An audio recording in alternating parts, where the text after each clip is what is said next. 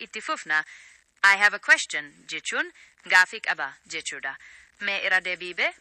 I have a question jechuun gaafii qabaa.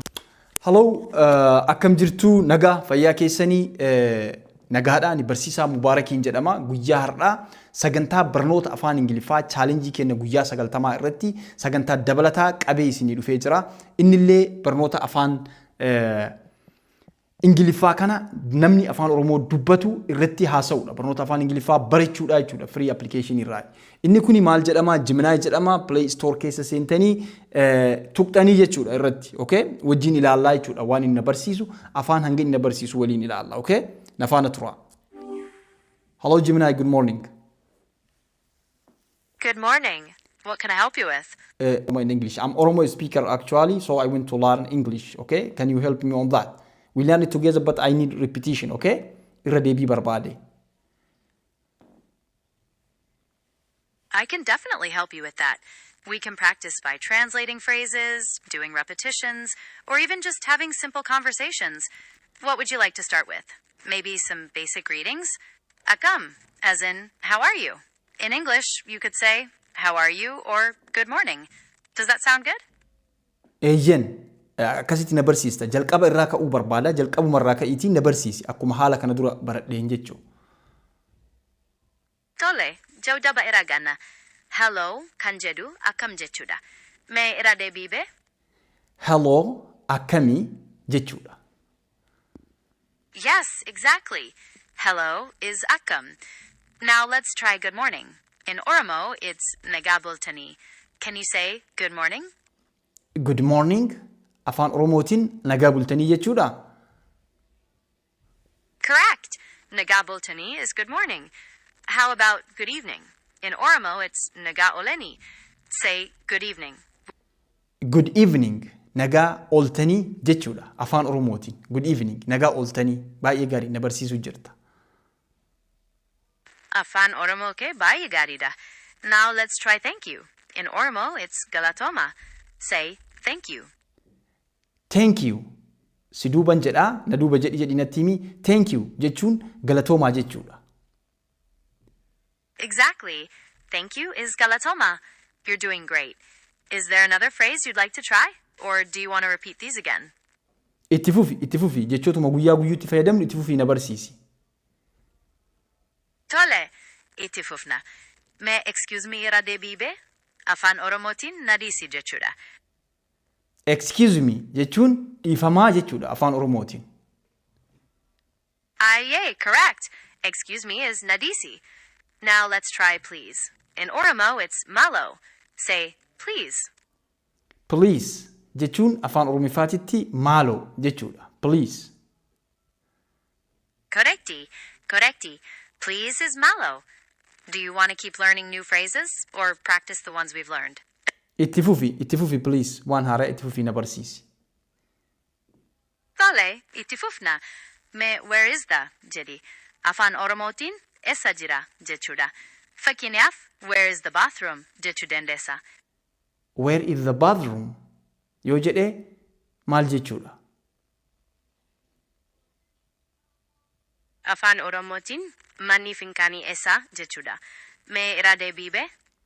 Where is the bathroom? Manni fincaanii eessa? Excellent. Do you want to practice another phrase or try saying the ones we've learned again? Itti fufi, please. Itti naa fufi maaloo? Jechuudha. Gaaffiin qabaa jechuudha. Baay'ee gaarii. I have a question is gaafii qaba. Want to keep going? Eeyyen, itti naa fufi. Tole, itti fufna. My name is jechuun maqaan koo jechuudha. Mee maqaan kee eenyu? Maqaan koo Gemini jedhama. Mee irra deebiide? My name is Mubarak. Maqaan koo Mubaraki. Correcti. My name is Mubarak is maqaan koo Mubaraki. Very good. Ready to keep learning? Eeyyen, itti fufi. Tole, itti lost jechuun ani badeera jechuudha. Mee irra deebiibe? It lost jechuun inni badeera jechuudha. Correcti. I'm lost is ani badeera. You're doing great with these phrases, Mubarak. Want to learn more or repeat the ones you know? I'm lost jechuun ani badeera jechuudha. Kan birallee itti naa dabali jechoota 5 itti naa dabali please. 5 babbareeda kanuma akkana. Tole, 5 babbareeda dabala. Eeka jecha 5 naa dabali siin jedhe bar jechoota 5 kabira haaree addis haaree itti naa dabali. Tole, 5 dabalata. What is your name? Maqaan kee eenyu? I'm from Biyiko da. Mee irra deebii. What is your name? Maqaan kee eenyu? I am from biyyaan irraa dhufe jechuudha. Correcti. What is your name? Is maqaan kee eenyu? And I'm from is Biyiko da. You're getting the hang of this. Want to keep going or review these? Keep going, please. Itti fufi. Tole, itti fufna. Mubarak, do you understand didi? Afaan Oromootiin sigala jechuudha. Maaloo sigala? Do you understand? Jechuun afaan Oromifaatiin maaloo sigala jechuudha. Correcti. Do you understand is sigala? You're getting it. Ready to add more phrases? Eeyyan itti fufi. Tole, itti fufna. What can I do for you? Jedhi. Afaan Oromootiin maal sidaaf gochuu danda'a jechuudha. Mee irra deebii be? What can I do for you? Afaan Oromootiin maal si haa godhu maal si gochuu danda'a jechuudha. Correcti.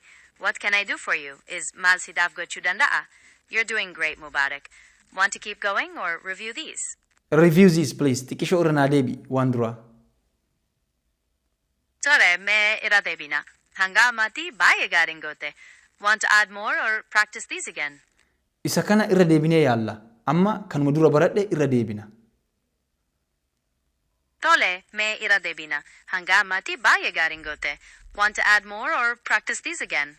Wajjin irra deebinu ree ati dhiisuu edda dhiistee deemu edda. Irra naan deebitu. Tole, mee irra deebina. Please, Malo, I'm lost. Ani badera. Do you understand? Sigala. I have a question. Gaaffii qaba. My name is Mubarak. Maqaan koo Mubaraki. Hanga ammaatti baay'ee gaariin goote. Want to add more or practice these again? Galatoomi, galatoomi. Ardhaaf nagayaa kanumaan qabadhaa galatoomi. Okay? Galatomi Mubarak. Nagati. See you later. See you later. Bye bye.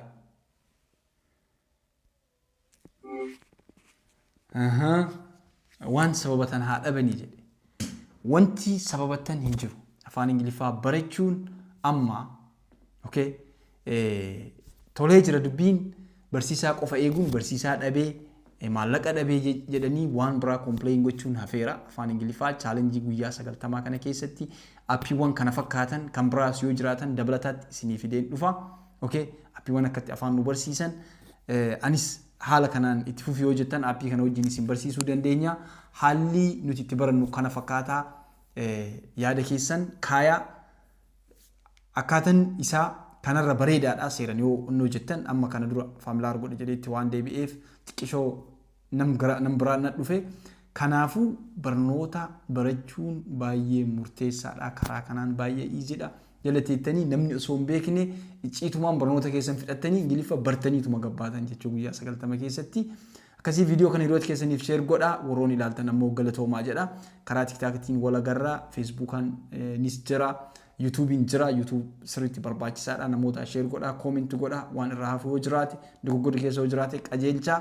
Kana fakkaataa waan ilaaltanii fi galatoomaa isiniin jedha. Isin jaaladhaa. Subscribe gochuu hin dagatinaa. Akkasuma share gochuu hin dagatinaa jechuudha. Bakkoota garagaraatti laxxafa. Waan beektu irra darbachuun gaariidha jechuumaa fi galatoomaa isiniin jedha waan ilaaltaniif. Thank you so much guys for your watching and attending it. See you by the upcoming lesson. Bye.